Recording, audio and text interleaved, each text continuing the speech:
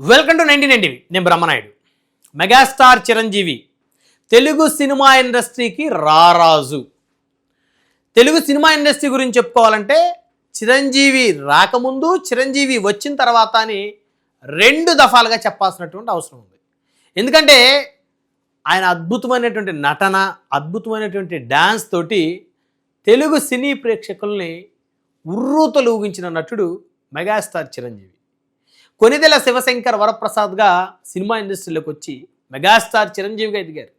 పద్మభూషణుడిగా, పద్మవిభూషణుడిగా megastar Chiranjeevi గారి కీర్తి అజరామరం అని చెప్పాలి. అయితే తాజాగా ఆయన cinema Manashankar Varaprasad biggest hit కొట్టినటువంటి నేపథ్యంలో మెగా ఫ్యాన్స్ సంబరాలు చేసుకుంటున్నారు.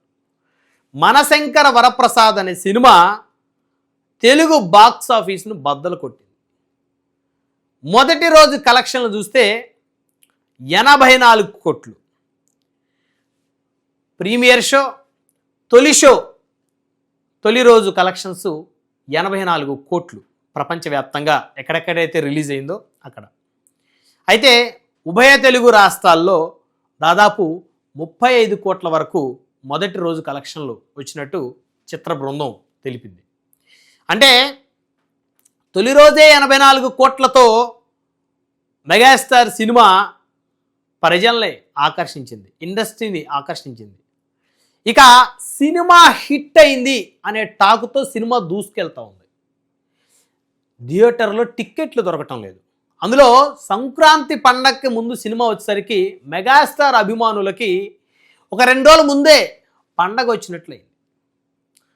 ఆదివారం రోజు సాయంత్రం అంటే 11వ తారీఖు సాయంత్రం cinema pre release show release అయింది.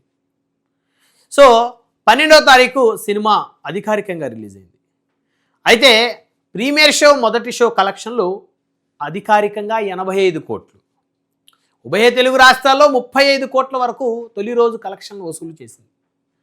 మరి ఈ సినిమా బాక్స్ ఆఫీస్ను బద్దలు కొట్టి తెలుగు సినిమా ప్రేక్షకులను ఆకర్షించింది.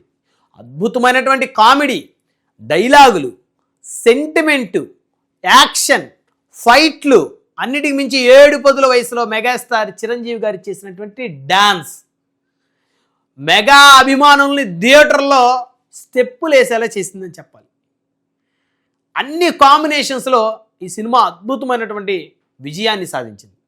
ఒక పక్క హీరోయిన్గా నయనతార గారు, మరో పక్క 20 నిమిషాలు క్యారెక్టర్ మరి వెంకటేష్ గారు సినిమాలో, వారిది కూడా ఒక 20 మినిట్స్ క్యారెక్టర్. అద్భుతమైనటువంటి నటన, టైమింగు, డైలాగులు, కామెడీ, డాన్సు. సో చిరంజీవి గారు, వెంకటేష్ గారు కలిసి చేసినటువంటి డ్యాన్సు మరి తెలుగు సినీ ప్రేక్షకుల్ని ఆకర్షించిందని చెప్పాలి, ఆకట్టుకుందని చెప్పాలి. అందుకనే అన్నిటికీ మించి ఈ సినిమా బాక్స్ ఆఫీసు బద్దలు కొట్టింది. ఈ సంక్రాంతి పండుగకి విన్నర్గా నిలిచింది మనశంకర వరప్రసాద్ సినిమా.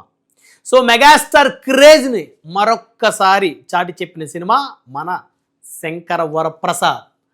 సో 7 వయసులో కుర్ర హీరోలతో పోటీ పడుతున్న ఆ మెగాస్టార్ని చూసి చాలామంది ఈర్ష్యతో, అసూయతో బాధపడుతున్న పరిస్థితులు కూడా కనపడతా ఉన్నాయి.